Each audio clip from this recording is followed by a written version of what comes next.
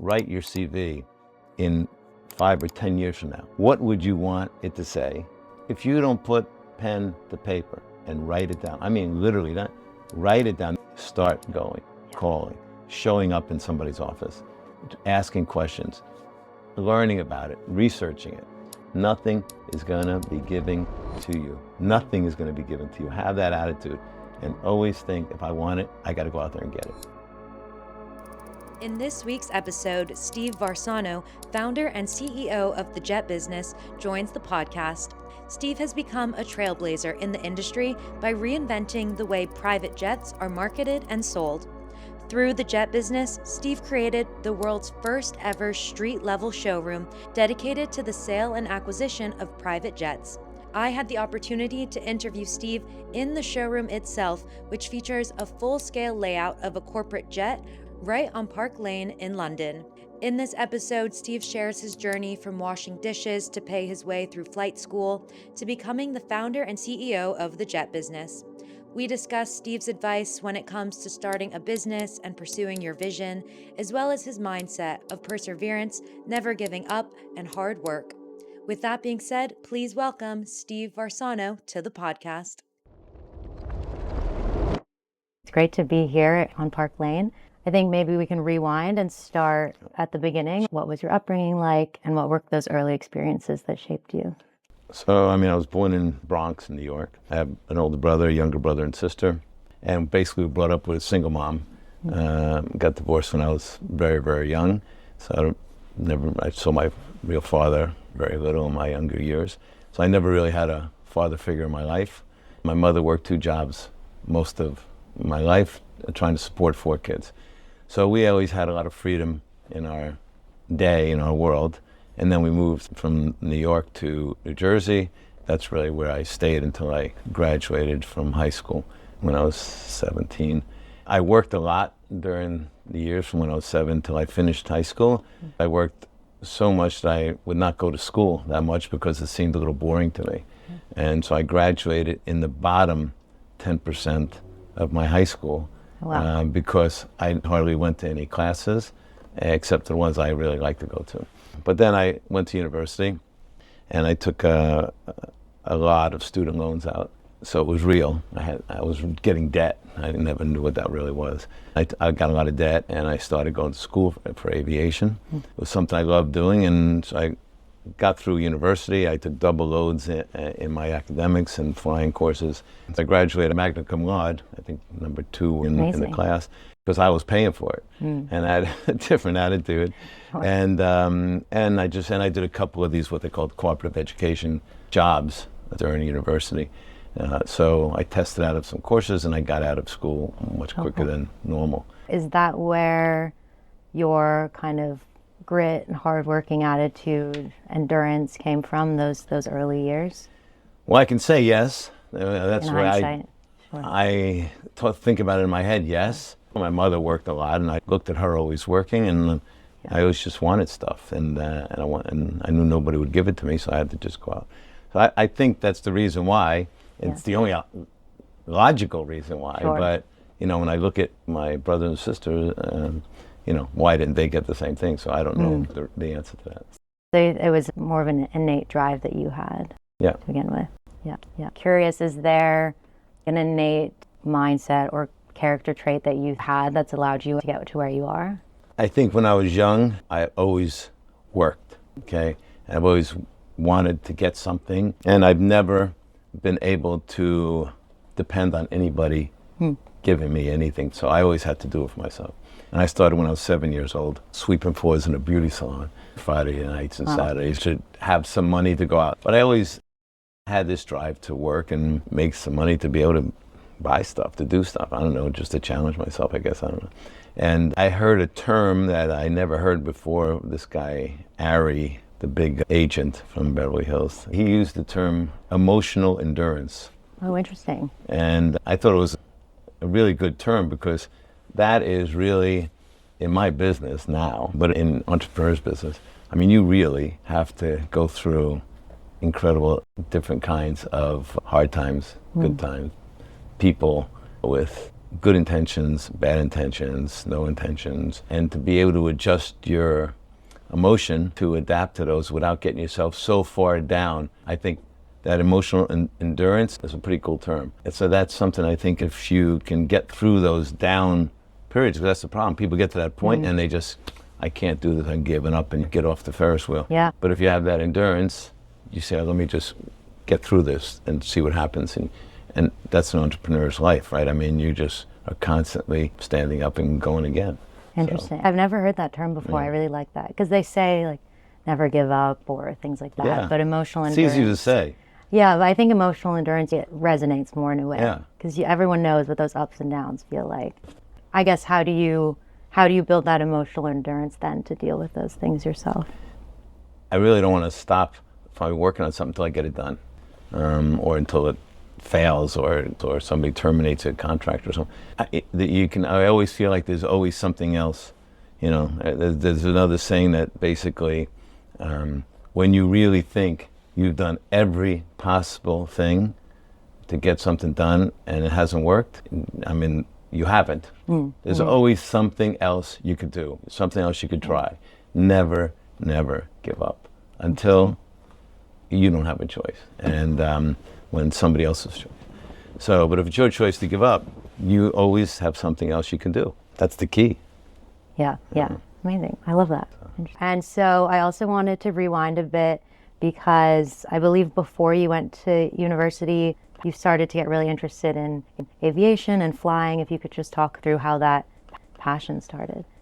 So when I was 14 years old, a friend of mine, his father, was taking flying lessons, and I just happened to be at their house that day, and he said, hey, listen, you guys, I'm going up for a flying lesson. If you want to come up for a ride, it's a 4-seater airplane.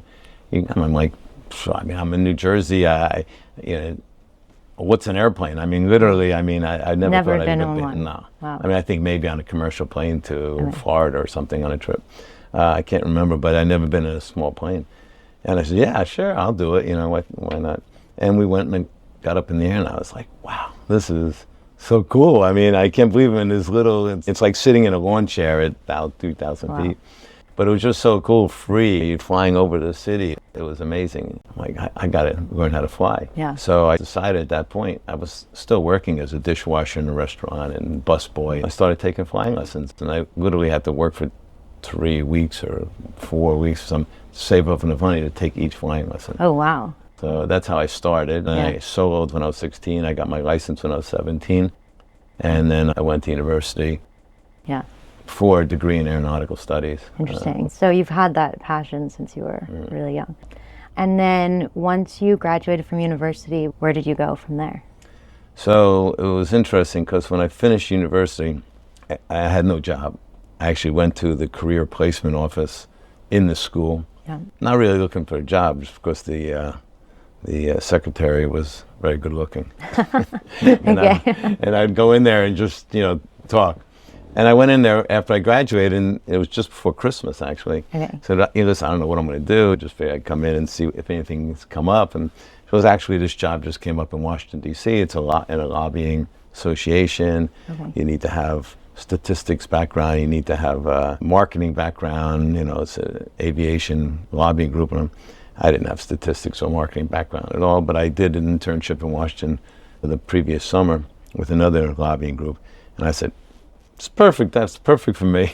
Okay. I said, let me see this. She goes, yeah, they're going to be interviewing next month in January. I looked at the paper and I started reading. Wow, this sounds like a super exciting, cool job. Okay. They're representing all the airplane manufacturers and stuff. Okay. And I said, wow, thank you. And I literally went home, got one of my only suit I had in my closet, and got in my car. And I drove to Washington from Florida when I was in university. Yeah. And I literally drove right up to Washington and went into the office of this association. And I said, yeah, I'm here to apply for this job. And they said, well, thank you, but it's not till next month for the interviewing. I said, well, I'm here in Washington anyway. Can I just see the president? And well, he's not here right now. He's not going to be here most of the day. I said, I'm here. I'm going to wait for him if you don't mind.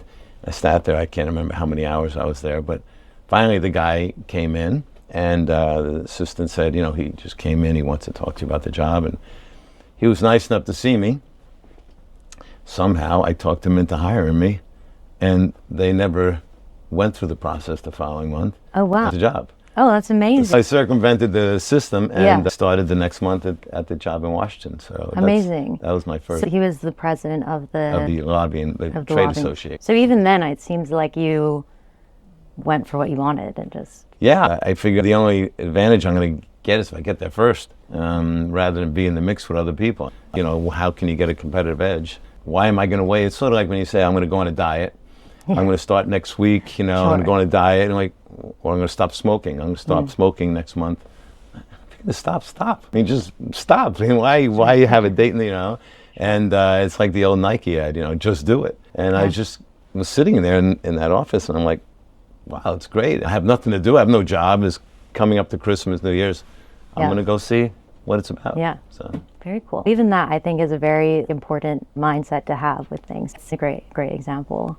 What do you think about, there's kind of this debate around following your passion versus going down the more corporate route that's more lucrative.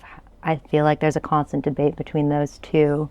What's your feeling on that? I mean, there's no question, follow your passion. Sometimes if you're following your passion, you're going to be happy in your space. And that's really most of the time.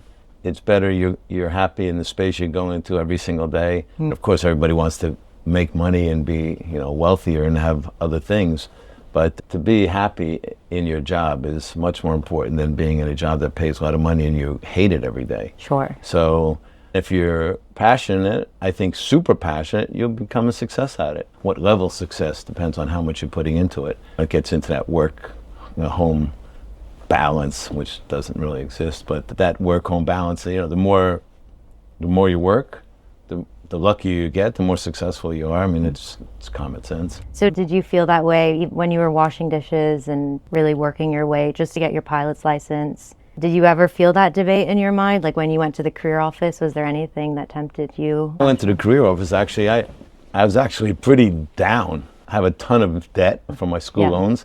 I don't have a job. What am I going to do? So I felt a little bit down at the time, but again, it's that emotional endurance thing. I didn't know what you called it then, but just keep going, and as they say, shit happens. If you don't get out there, you don't see people, you don't mix with people, nothing will ever happen. And it's even more the case today with technology and social media, less and less people doing what we're doing right here. Yeah. Even if you did this on Zoom, it's not the same thing. I always felt like getting in front of somebody, something will happen out of it. How did you go from, you had this job in DC, what was your journey from there to then starting the jet business? The lobbying job, the trade association job, was incredibly, from an ego standpoint, bragging rights. I mean, I'm 22 years old, and I'm walking through the halls of Congress and talking to congressmen and senators and legislative aides, and it was like, wow, I mean, this is, you know, amazing. I got paid $13,000 a year. Okay. And, okay, as you're talking about 1980, or 1978 actually, 1978. And as part of the job, we've represented all the airplane manufacturers. The companies that made the small little airplanes, the 2 4-seaters, they had to rotate, giving the trade association a brand new airplane every 6 months for the employees to be able to use. Oh, wow. So instead of having a company car, they had a company plane. Okay. It was a little 4-seater, turbocharged engine, nice little thing. They said, you can use the airplane anytime you want and just have to pay for fuel.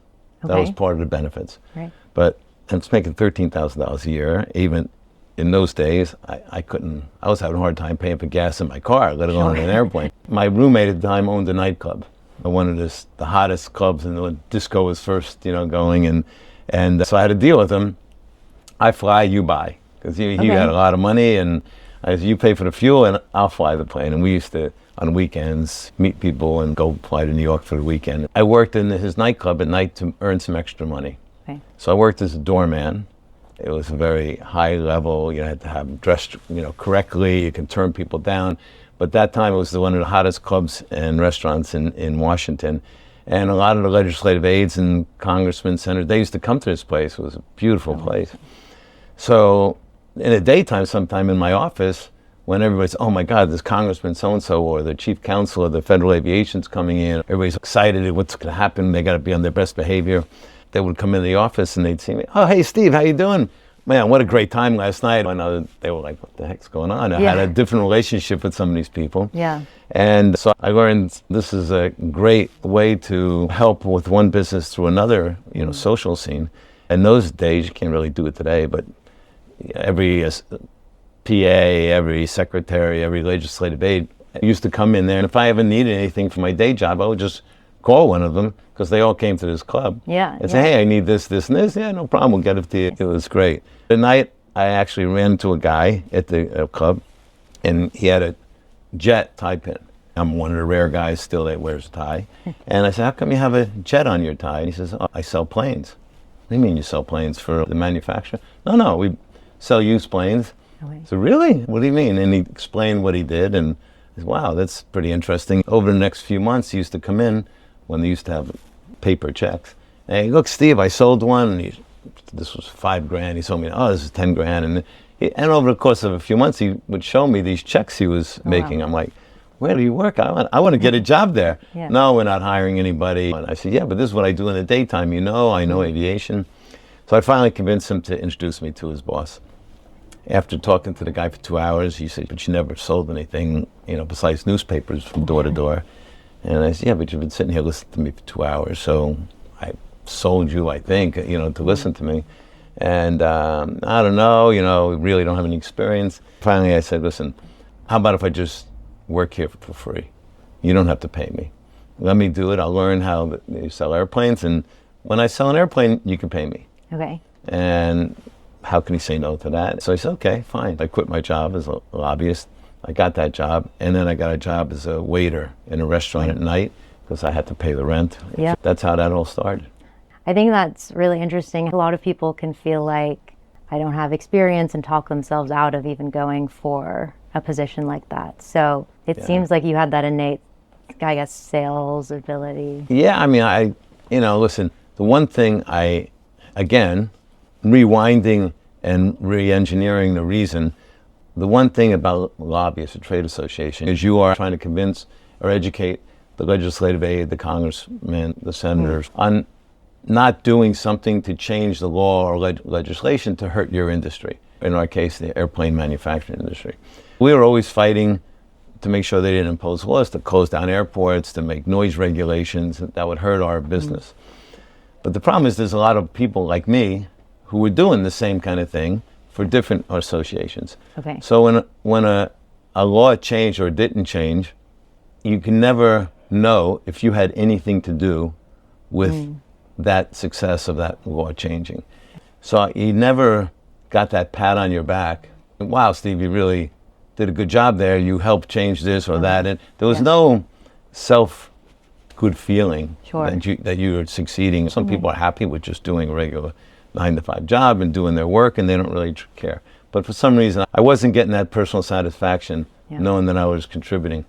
And the one thing that I thought in selling airplanes was, listen, if I sell an airplane, it was all because of me. And I don't need anybody to tell me I did a good job. I closed the deal. We got paid. I made a commission. Presto. Okay, I feel good. I can measure my success. That's true. And it just makes you feel better about yourself. You don't need other people to say it. That's the whole process of me getting into that business. Amazing. And I believe it took you about 8 months to sell your first jet. Yeah. So what was that first 8 months like, trying to figure out how to sell multi-million-dollar planes to people? Going back to this word, emotional endurance, I thought I was a failure. Okay, I mean, after the first month or two, I think, this can't be no big deal. I'm selling airplanes. And, but my God, I mean, it was tough getting people on the phone, convincing them to talk to you, negotiating a contract, getting them to send money to somebody they didn't even know who you were, about an airplane you never even saw.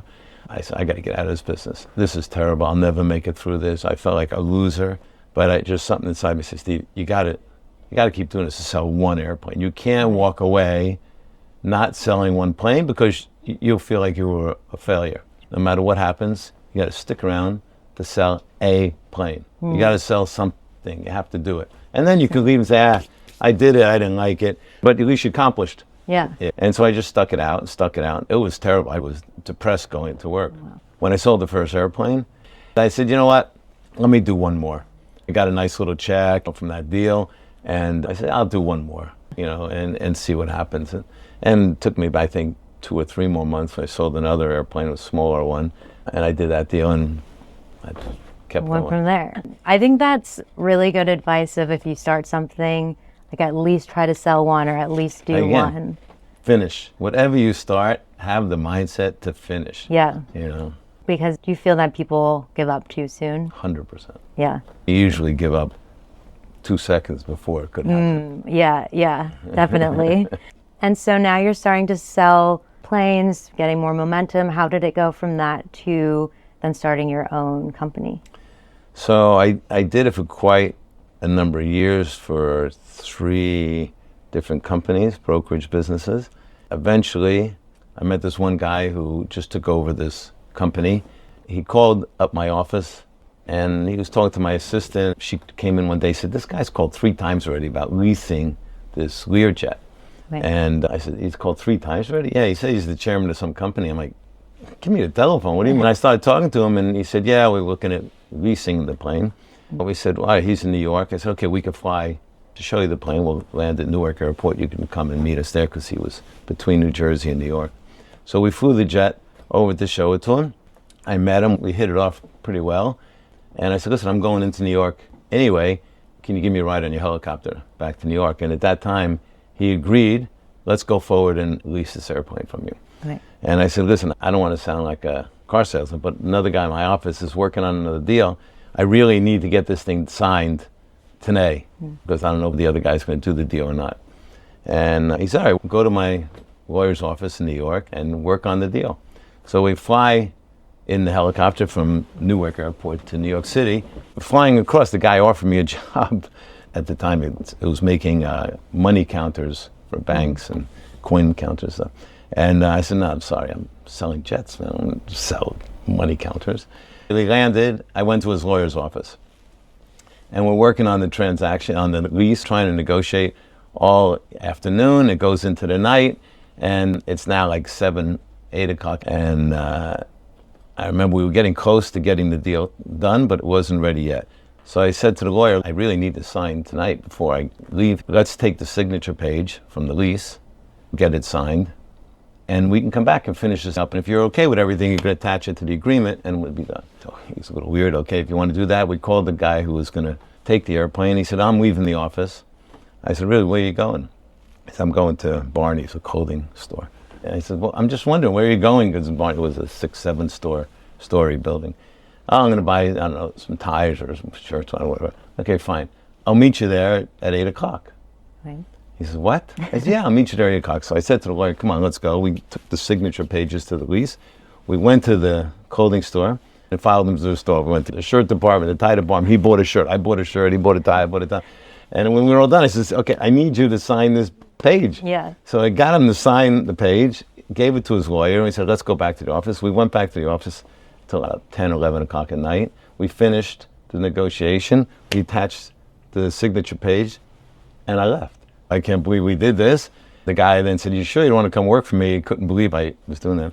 No, thank you very much. I had a good relationship with that guy from that time.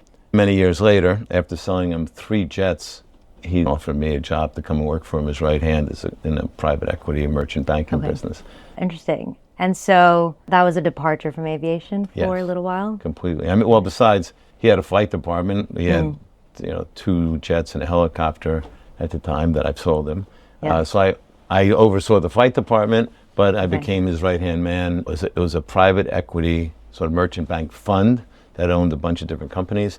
I was put in charge of real estate and corporate services, and the flight department was extra. Interesting. I got into the corporate world. I did that for something like 17 years. Amazing. And it seems like really building those strong relationships, like following him around the mall, doing those things can set you apart and build those lasting connections.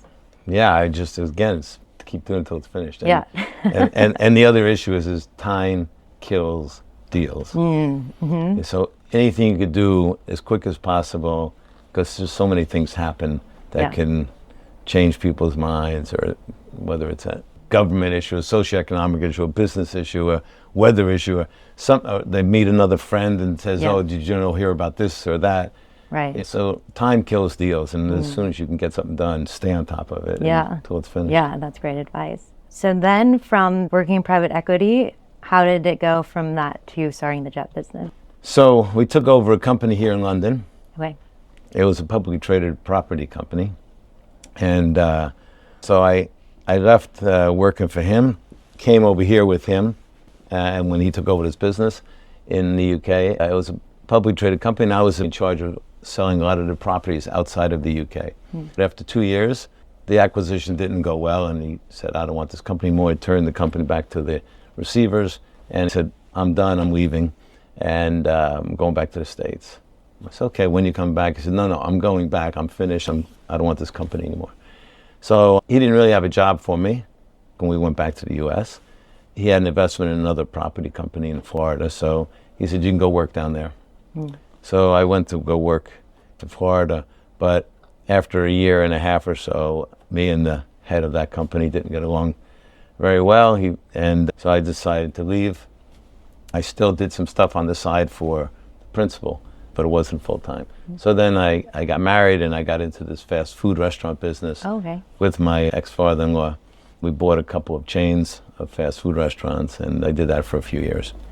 So that was another step away from airplanes completely. But that lasted for about 3 years, and I finally got out of that industry, which wasn't my cup of tea anyway. Sure. Yeah. But I guess started that more entrepreneurial journey? Yeah, we took over this company. So it was into mergers and acquisitions.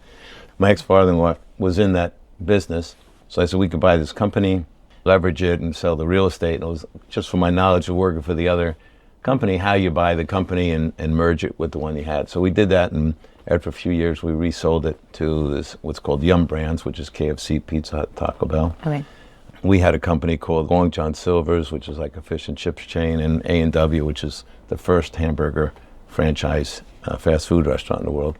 And we had about 2,500 restaurants, some owned and some franchised. Okay, cool. So we did that business, sold it to this company, Yum, which used to be called Tricon, 3 Concepts. When they bought our 2 companies, they changed the company called Yum. Anyway, when we sold it, I was the president of our international division. And as part of the sale of the company, they said, you have to go to London and help us expand our business in Russia, Ukraine, all the ex-CIS countries, Central, Eastern Europe. I was surprised that they wanted me to do that. It wasn't really my thing, but they wanted me to do that as part of the deal. So for a year, I had to move to London again and do this business. When I was here, I started traveling to Russia and Ukraine and all these Eastern, Central European countries, trying to find partners for their fast food brands. And doing that with this business card, I was able to get into all the offices of all these oligarchs. Right. And when I get into the office, sometimes I'd see this model of a jet on their desk. Oh, really? Why do you have that? Oh, it's my plane. And now it got me excited because now I could talk about something I love. Yeah. So I used that calling card to actually meet a lot of people who had jets interesting. And build my network around Europe and CIS countries. So that was sort of the next. I finished after a year doing what I had to do and moved back to the US. After a while, I just wanted to get back in the airplane business and came up with this idea of a showroom to sort of be different. So in starting the jet business, if you could describe high level how it works, where the planes come from, just to set the context. When I decided to get back into the business, the whole demographic distribution of airplane owners changed from when I left the business, which almost 20 years before. It used to be most of the business was in the US, 80%, and maybe, 18, 19% of the jets were in Europe. There was no really anybody else. And now, after 20 years, come back in, all of a sudden, you had Russia, Ukraine, China, Nigeria, India, all these emerging frontier markets where they were poor countries. But they really started developing, and there was big business there. So I wanted to get back in the industry, and I wanted to deal with these international people, but it was really too expensive to go fly and see these people. So I figured, okay, I got to come up with an idea how I can get them to come and see me. So I came up with this crazy idea of building a showroom and get people to come. And I asked a bunch of friends, or people in the industry what they thought about the idea. They all told me, yeah, you're crazy. And I figured, I've learned, I've learned so many times, but you keep on doing this. You ask people for advice who have no knowledge of the business you're talking about. and normally have never done anything themselves outside the comfort zone. Why would you ask them for advice? It's so stupid. I mean, you're just looking for, confirmation of what you want to do. But when they don't give it to you, you just go ask another person until you get it, right? But why ask people that have no knowledge of that business? What should I do? What do you think of this idea? It's just stupid.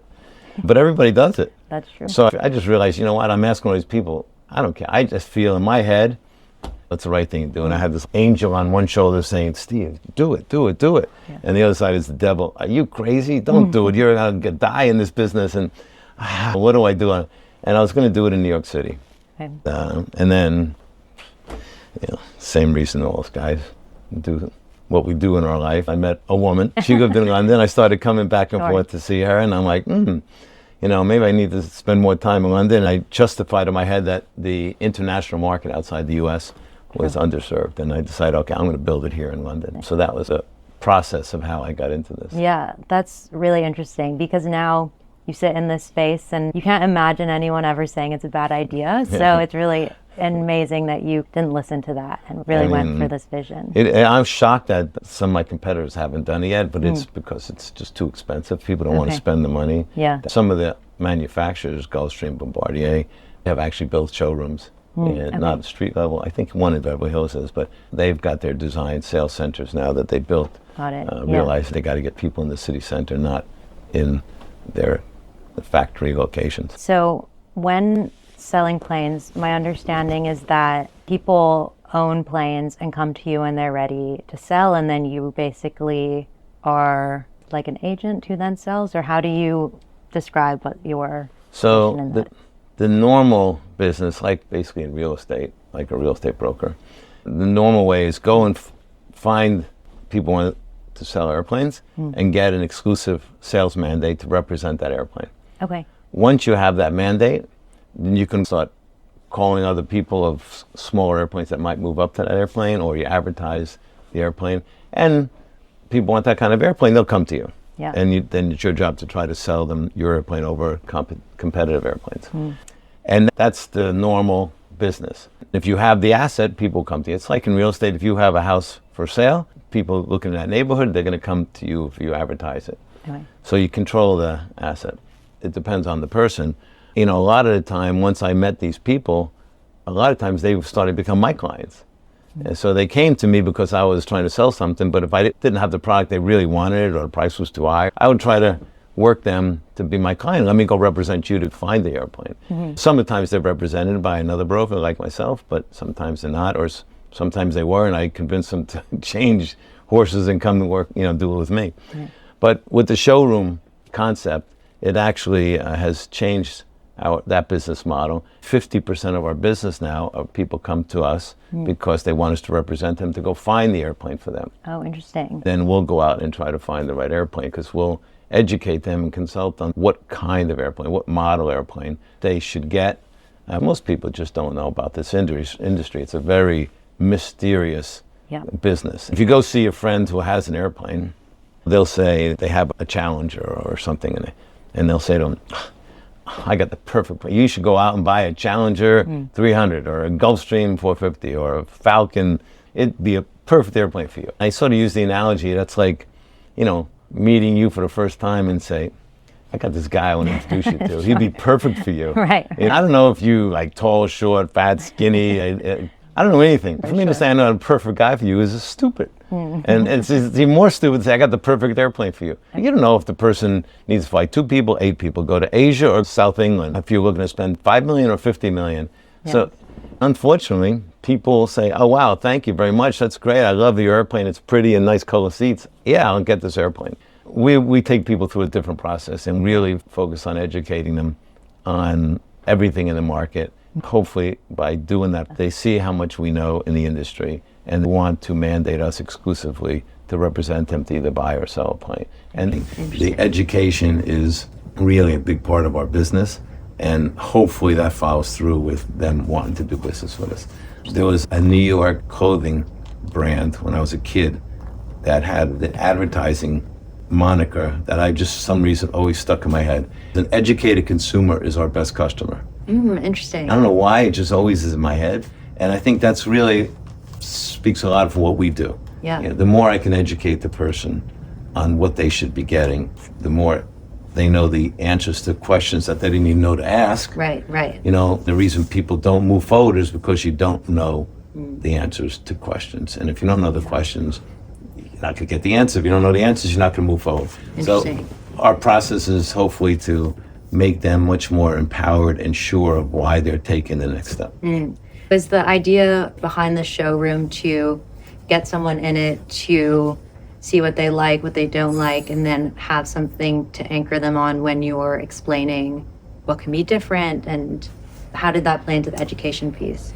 Well, listen, the big percentage of people we do business with actually haven't been into the showroom. Okay. The showroom has got us a lot of media attention. It's got us to be a big known brand in our industry.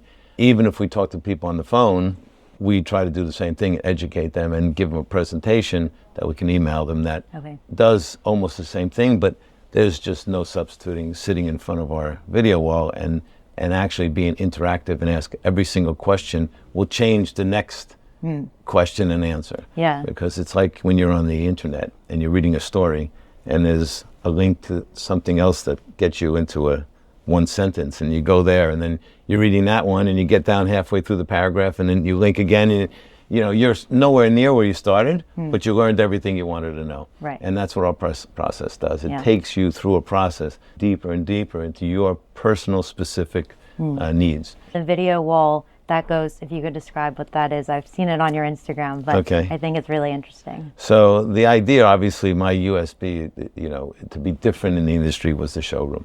So there's three things that are important with the showroom. One is get their attention when they're driving by. Yeah. How do you get this person in that you would never meet before?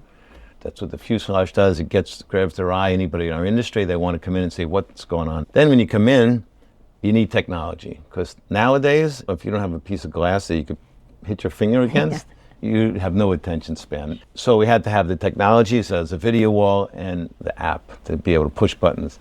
And deeper beyond that is you had to have the data. So you get them in, you got the technology, now you educate them. The process was how do you get them in, educate them, build that relationship, show that you have a sincere interest in trying to help them, them specifically, not just giving them a PowerPoint presentation 1995, we have to go page 1, 2, 3, 4.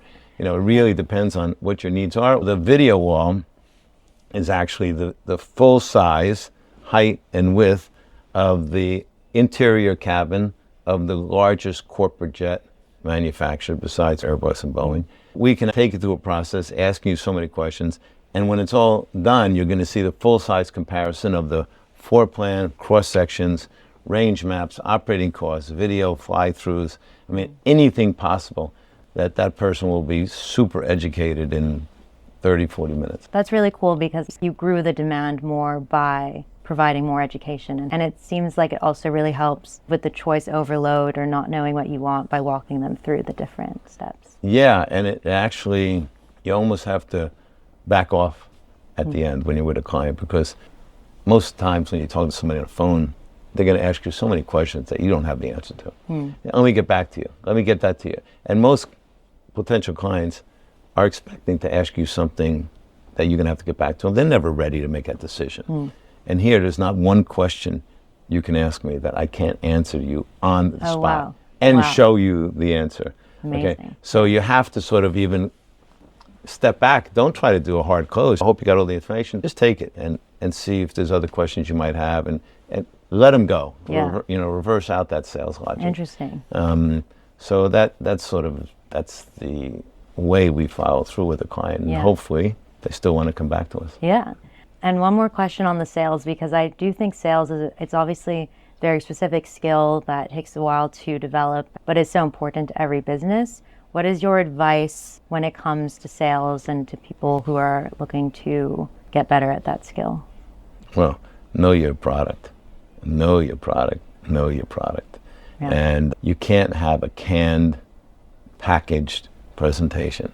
It has to be personalized, at least in this business. Yeah. If somebody just think you're just trying to sell them something and you're going to move on, they don't really have time for you. They have a million people trying to sell them something.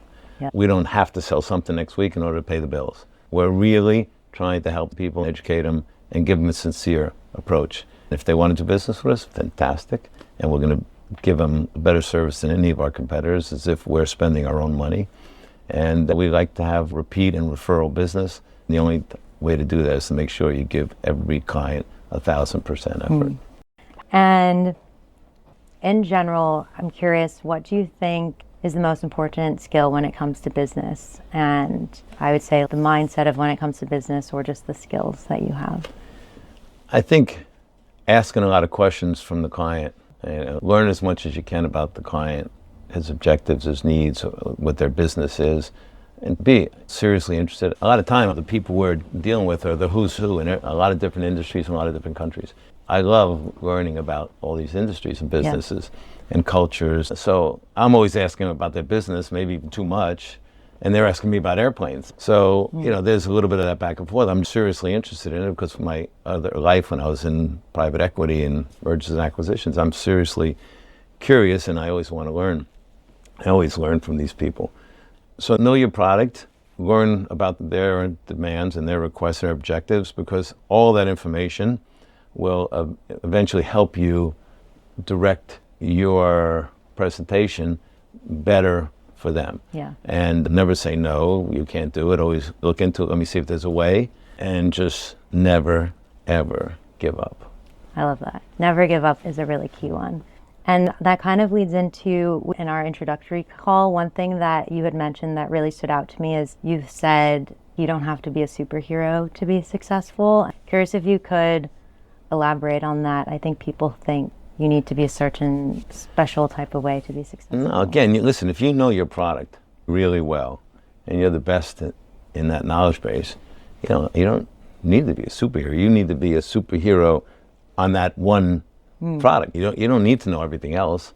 And today, it's so much easier to start a business, be successful in something, and of course, different levels of success. In the old days, you needed to get an office, have money, send out mail, make phone calls, and advertise. But today, you can literally, I know friends of mine who their 10-year-old kids are, they found a way to buy sneakers on one website and sell them on another website for a profit. It doesn't cost you anything to set up a website. It doesn't cost you anything to market through social media. All these things are basically free. And if you'll learn how to make a website, even that's free. So, of course, every level, like I said, of success is different. But just to start a business, start doing something on your own, it is so much easier today than it was. But you got to get out there and go to industry shows and learn. You got to watch and listen to podcasts. You have to get information and be proactive in trying to get out there, meet people, and ask questions, and whatever your industry or business is you want to build. So it's never going to happen by sitting at home, just reading. Just get out there and shit happens. One other thing that I've heard you say that I also want to ask is you've said to do it for yourself because no one actually cares. Curious about that. So don't give up, keep going, but you should be not doing it for other people. People get in a lot of trouble trying to inflate who they really are to impress their friends or even people who are not their friends, to elevate their perceived status in the public eye. The fact of the matter is nobody gives a shit about you. People get in debt, go to places they shouldn't be going, trying to be big superstars. They try to impress, whether it's a woman, a boss, a friend. They overextend themselves to try to make them perceived as being something they're not. And first of all, if you don't like who you are, change it and go and try to elevate yourself. Don't just do it by a fake post on social media. I really think you just have to worry about yourself and move forward. Don't even worry about your competition. I don't think about my competition at all. I just do what I'm doing. I'm not trying to compete with anybody. I'm just doing our business the way we do it. There's a couple of companies that do much more business than we do, but I have a different business model. I'm not trying to compete with them or be bigger than them. I'm happy with mine. I want to expand and maybe build another showroom in the US, but I'm not trying to compete with my competitors. And it goes down to even any business. look forward. Don't keep looking over your shoulder. Just focus on what you want to do. You got to have your own imagination and think of doing it your way. I mean, when I was younger, I was racing cars, Formula Ford cars. It's pretty intense when you're racing a car. I mean, you're sweating, your focus is so tight, you're going fast, you're going around these corners. One time I was racing and I was going around a turn and I looked for a half a second in this little mirror to see this guy coming up behind me. The second I took my eye off of where I was going and moved my eye back, the concentration wasn't exact. I hit the edge of the road, flipped the car over, and ended up in this ditch. I mean, I was okay, but I could have been seriously hurt. I wasn't. But even that moment, you realize, don't worry about who's behind you. I'm not competing to beat them. I'm looking, how do I improve my own business? And that's just, I think in any industry, how do you improve yourself? How do you improve your business and do what you need to do? You might look at the other guy and say, are they doing something better? How can I figure it out? Yeah. But where they are, where you are in that lineup, who cares? Yeah. Amazing. That's really good advice. And I love to end just with some of your general advice. So what would your advice be for people who maybe were in a similar position to you growing up, having to work their way up? What would your advice be to anyone who wants to start their own company or start their own venture, but are starting from square one? They need to get some experience. In the old days, when I was younger, you didn't have internships. So how do you get an internship in somebody's business, in that kind of business? At least get your foot in the door, even if you want to be an investment banker and you don't have a master's in finance. Go get a job, and it sounds ridiculous. Go get a job, as a janitor in that company, okay? In the mailroom, the old joke about every TV show, the guy worked in the mailroom and now he's the biggest agent. I mean, get in the door. Somehow, get in the door. Just being around there, you'll start meeting the people in that business, learn that industry and that business. Who are the players? What are the people doing? Unfortunately, today, people think they should be handed a job or business because they went through school, they did their university. It's not how it works. Unfortunately, getting out of university is your first real job. It's a good chance it's because who you know, not what you know. After that, it's what you know, what you can do. But that first job really helps if you know somebody. But if you can start somewhere in some lower position, just to get in there, you can be overqualified for it. Just get in the door. Don't think anything is beneath you when you're starting out. The experience you can get from doing that, and you will meet somebody in there who will say, maybe you could do this job, maybe you could do that job, and then maybe become an assistant, maybe become a runner, whatever. Each thing elevates your experience level, and you meet more people that way, more opportunities will come your way. But if you just sit home and wait for that perfect job or opportunity, it will never come. That's true. I really like that. I really agree. One thing I've also heard you talk about is like setting a target. If you don't set a target, it can be really hard to progress in any way. Curious your thoughts about why it's important to set a target. Yeah, there's no question if you don't have a target, you're never going to get there, right? And whatever target you're going to set, it is always going to change multiple times on your journey because you will learn something else on your way. You're like, well, that's not really what I thought it was, and this actually is a new opportunity I didn't even know existed. And that's the problem with kids in universities. They haven't had enough life experiences in the real world, be exposed to enough businesses and industries to really see something that they might fall in love with. I was lucky when I was 14, I got up in the airplane, I'm like, wow, this is amazing, and it just clicked in my head. I want to be doing something in aviation. I want to be a pilot. Most people, when you're going through school, you leave high school, you go to university, A levels, whatever, you don't have exposure to that kind of stuff except for what your parents did or your friends' parents or something. So it's a very limited access. Of course, today with the internet and social media, there's a lot more exposure to different things. Unless it really clicks in your head. If you meet a guy or a girl and there's something that clicks, the chemistry, the energy, something that says, wow, there's something about this person I really enjoy, I like, and it just happens, right? And it's the same thing, I think, with a business, a career. Something has to click in your head and say, this is something I really like, this idea. What can I do in that industry? So it's how you, again, getting out there and just getting exposed to a lot of stuff. And kids in school are not old enough and exposed enough to really do that. And that's why They think they want to have some super duper job. They think they're going to invent an app one night and be a billionaire because they read about it by 50 people who've done this. Right. They forgot the other 8 billion who haven't. And you just got to get in the trenches. Unfortunately, getting out of university, that they teach you more how to be in the system, not think outside that box. No, I do agree that really trying to be in tune and understand what gives you that spark and excitement and start to follow that direction and try to sell one or do one thing in that area and see where it goes is really important. And look, you're doing this now. Yeah. Because it came out of doing the mental health thing. Right. If you're in that space, you'll try to figure out what clicks. Yeah, definitely. Well, my last question that I ask is, what advice would you want to give others when it comes to their mindset? I forgot who said this. Might have been Bill Gates, but I won't take credit for the saying. But it's most people overestimate what they could do in a year, but underestimate what they could do in 10 years. The advice I have is make a succession plan. If you can write your CV in 5 or 10 years from now, you had a blank piece of paper, what would you want it to say? What you're doing in 10 years, 5 years, 2 years. That's your plan. Now in reverse, how do I get to that first step? Yeah. If you don't put pen to paper and write it down, I mean literally, not write it down, not type it, get a pen, a pencil, and write down the points. I want to do this, I want to do that. It's like if you want to write a book. You could say, I want to write a book, and you say, what am I going to put down? I don't know. When you put that pen in your hand and you start writing, it's amazing what happens. Yeah. I don't know, it's what it is, but there's some kind, I'm sure, science to it.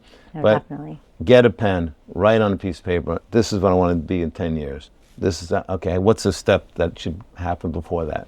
What should happen before that? What do I need to do to get that first step? Even if you have to take baby steps to get there, start going, calling, showing up in somebody's office, asking questions, learning about it, researching it, doing a lot of kind of stuff. You just, nothing is going to be given to you. Nothing is going to be given to you. Have that attitude and always think, if I want it, I got to go out there and get it. I love that. And I think the writing it down, I don't know the exact science, but I think it is like it's showing to your own brain that it is possible and the steps to get there, laying it out like that. Even that step can make it so much more achievable. It just happens. Yeah. I mean, I'm getting this award Saturday.